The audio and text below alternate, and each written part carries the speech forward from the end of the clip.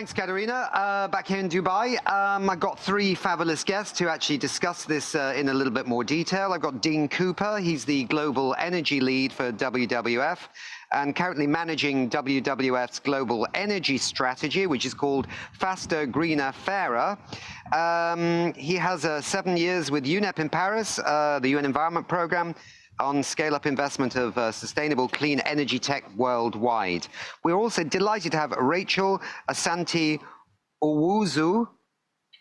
Pretty good, not bad? Not bad. I'm scoring points every time I pronounce tough names for me anyway. Yeah, but don't worry, the people mangle my name, Nuttall. I get Knuckle in America and Noodle in other parts of the world. She's Senior Program Coordinator at IUCN. Rachel is the Senior Program Coordinator for Climate Change at IUCN, a molecular biologist by training. Rachel has been with IUCN for over 12 years. Lastly, but not least, Antonella Battaglini. Okay, Battaglini? Okay, thanks. CEO of Renewables Grid Initiative, which she founded in 2009.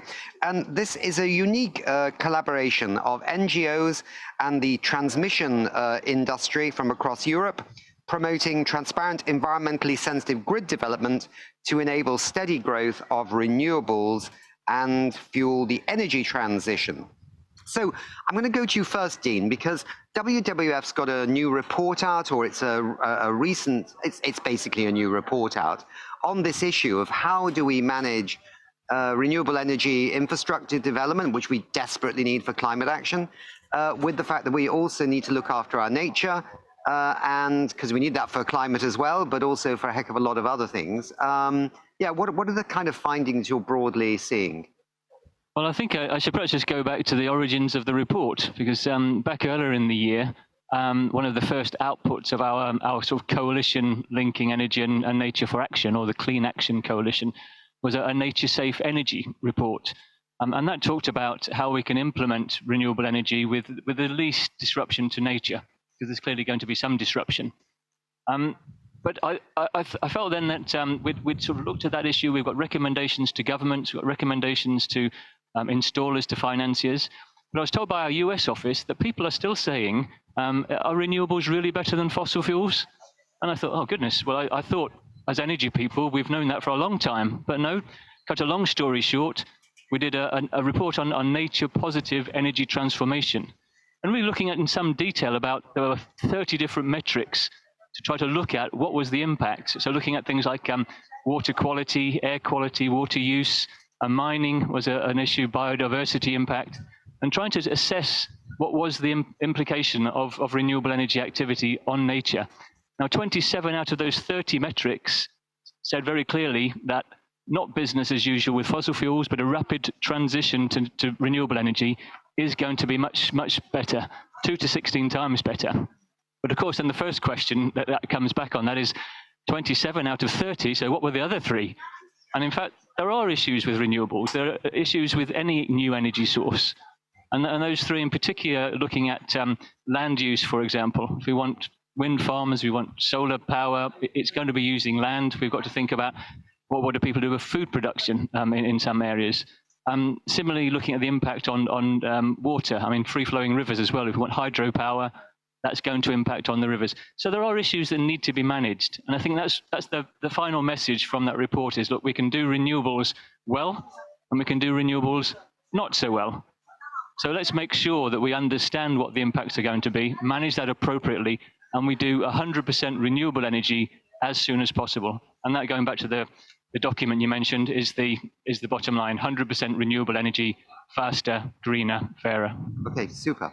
Rachel, IUCN has also been working on this. I've seen several documents on the website there, which is how, in a sense, we found you.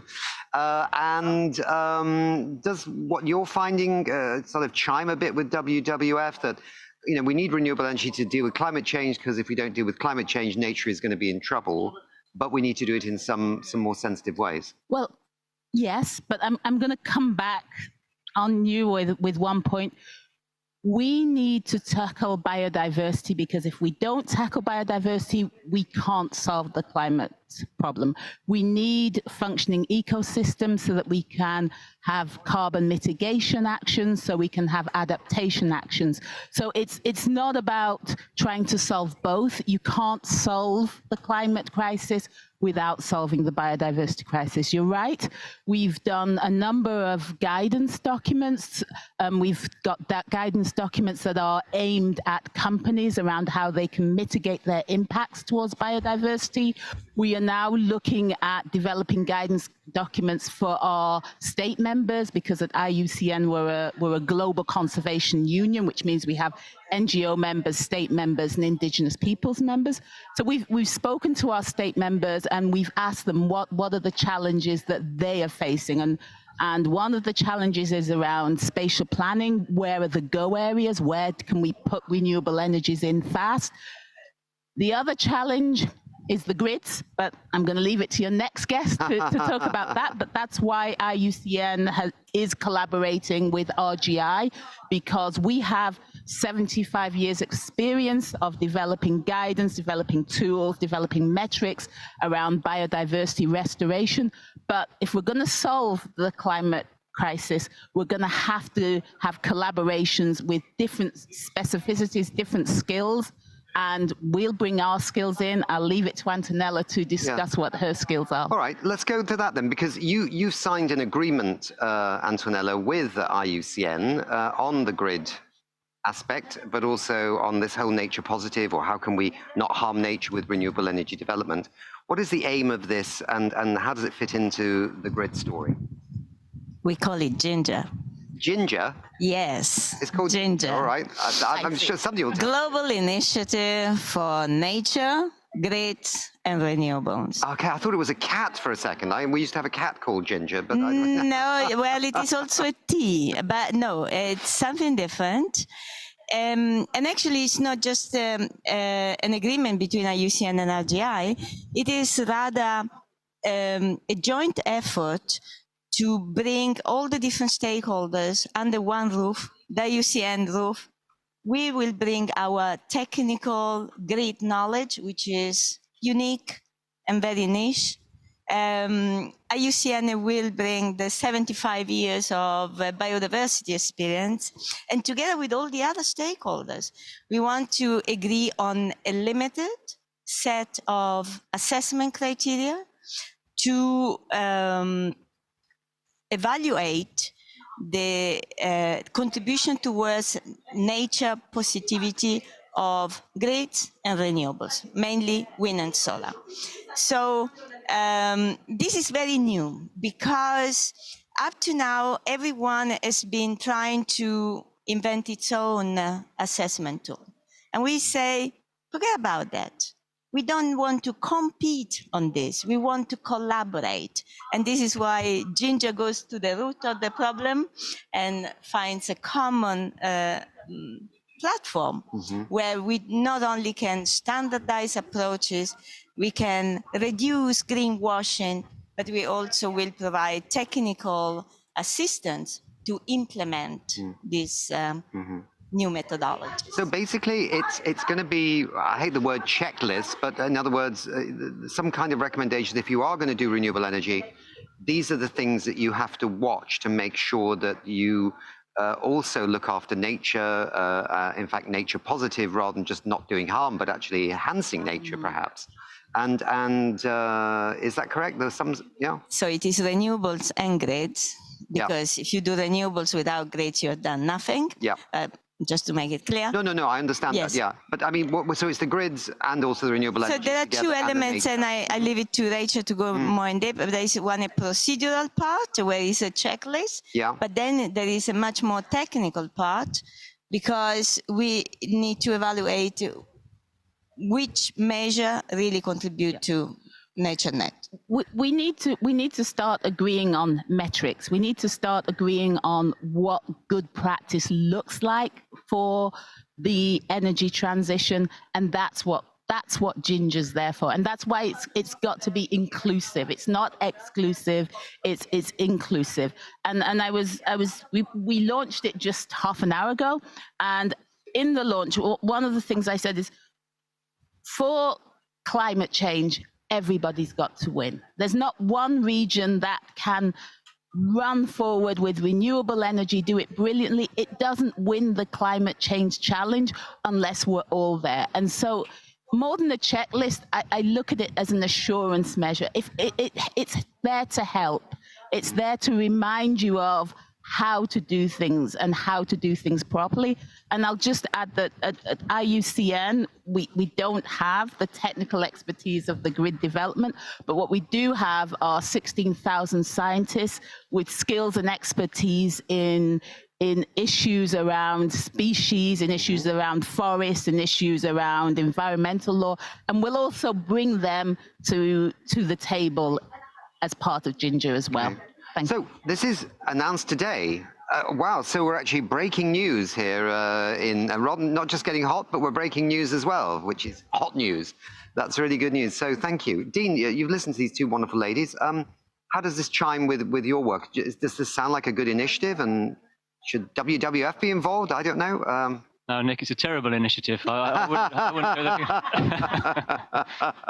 No, look, I've been in contact with both of these ladies over some time, but not enough contact. So I've been aware, and we've been talking about bringing together. And I think this is a critical element: is that we can't continue all doing our own activities separately. We're all trying to reach a common goal, and we can certainly get there much more effectively. And with much more efficient resourcing, if we can pool our resources so that we can work together on that. So certainly that word I've just mentioned now, together, I think all of us have said during the launch earlier today of GINGR, we felt that is the critical aspect. We have to try to work together with the private sector, policymakers, the financiers, the implementers, and the civil society arrangement. So it's a question of how can we do that most effectively. Now, I think as far as the impact on nature is concerned, that's also an issue which is becoming more critical. People are starting to recognize the issue that's involved. So my impression is that we don't have to talk about the climate crisis anymore in terms of raising awareness, because people are knowing about that, especially the people at this sort of event. The energy crisis wasn't really on the agenda until a couple of years ago, after the gas issues and the invasions. Now we've got the climate crisis and the energy crisis. We need to add to that the nature crisis. In my first week after joining WWF, I was told that we've lost 70% of biodiversity in the last 50 years. That made a big impact on me. 70% loss means we really should be doing something about it. So it's not a question of either climate or energy or nature. It's really the combination. Yeah. And it's important for us to have the nature-based organizations talking energy and energy-based organizations talking nature. So great to be with these. I know we're running a bit short of time, but I wanted to ask, so it's not that we haven't just suddenly got nature and we haven't suddenly just got renewable energy. We had nature for a very long time, renewable energy a little bit more recently, and the grids as well a little bit more recently. But are there some examples that you can point to, anybody where, a grid developer or renewable energy developer and nature has worked hand in hand? It's been positive. It's a pin-up, a poster child or something like that. And then we have plenty of examples. At RGI, we have been collecting examples. We are giving an award. I'm going to name, for example, grid corridors. You have 1,000 kilometers of grids, and you can manage these corridors in an environmentally friendly way. You can design the corridor to become an enhancement to nature. You can do pollinator, you can do meadow, you can do so many different things. The only limit is our imagination. In the offshore, we are looking at fish hotels, coral reefs restorations, new meadows of oysters. This is a fundamental shift in the mindset also of the energy actors that now recognize that whenever they put infrastructure in place, they can do something good for nature. So I just want to add that for me, part of GINGR's aim is also to be able to communicate these good practices, because You know, for tens of millions of people around the world, the energy crisis never left. They don't have energy. And electrification is an opportunity for us not just to solve the biodiversity crisis, the climate crisis, but to put tens of millions of people who are not on the grid on the grid. Last year was the first year in decades where the number of people without electricity rose. We're now back to 2013 peaks. And most of those are in sub-Saharan Africa. So there are lots of crises going on, and there are good practices. And the aim of GINGR is to push those that are doing well further, but also to help those that are coming onto the transition pathway and to help them make the right decisions as well.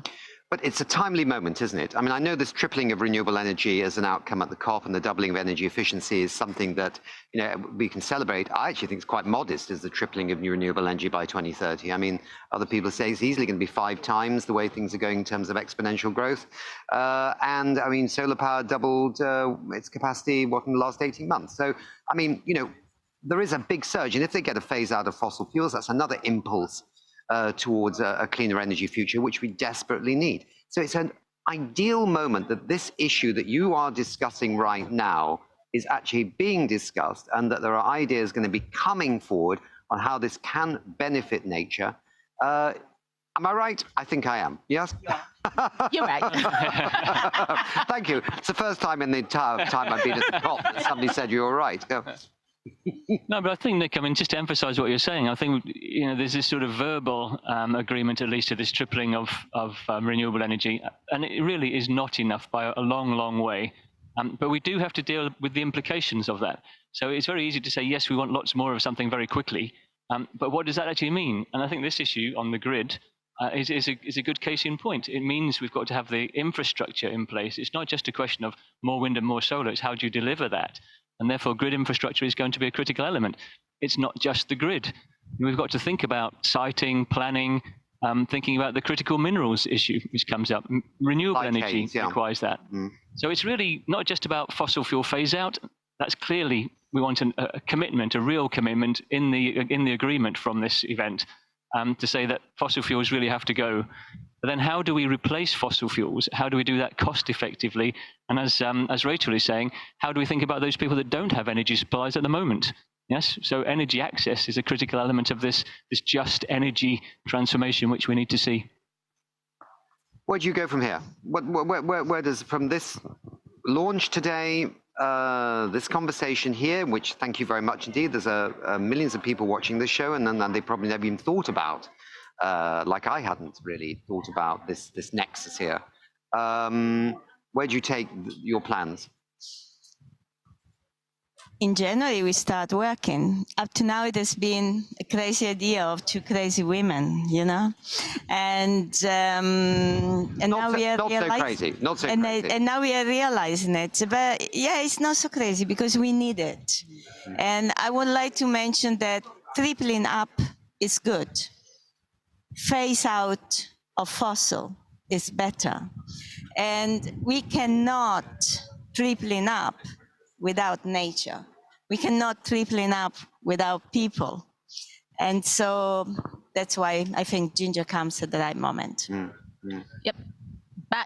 Back to work in January. I think the aim is now to get as many people involved as possible. It's about being inclusive. It's about being global. And it's also about listening. We're not coming with prescribed solutions. We have examples, we have case studies, we have experience, but it's also listening to people, finding out what their challenges are, what their bottlenecks are, and working together. Good. So we're just going to wrap up here, I think, but I wanted just to comment on one thing since we last saw each other, because we were together at New York Climate Week when we were broadcasting from there, and we were talking about the absurdity that the grids in Europe, UK as well, USA, people couldn't find interconnections to the grid for renewables, which seemed also totally absurd, right? And we were discussing that. Yes. And then I know at least the UK has announced something on that just in the last week or so, that they want to deal with that issue. So that's quite positive. everyone is announcing something. Good. Everyone wants to deal with that.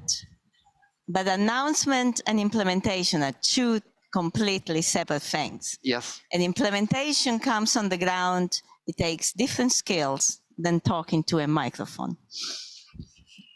Oh, I never thought about that. So if I had no skill sets at all. We wouldn't say that. We wouldn't say that, Nick.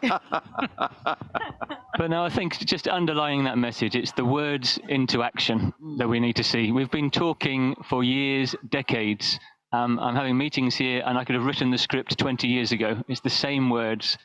We need to translate that. And this sort of is a great example of how we can do that with this new initiative. So let's see more of that, and let's work together to achieve some real practical outcomes. And let's be back on shore with some clear results. Yes, yes, we'll have you back for sure. Good. Well, we're going to have to wrap up there. I think 3 fantastic guests as part of some other fantastic guests on this very interesting and emerging topic. I'm glad that we were there, and thanks to OX2 for being with us as well in Stockholm. I think I have to hand this now back to Stockholm. So back to you, Katarina.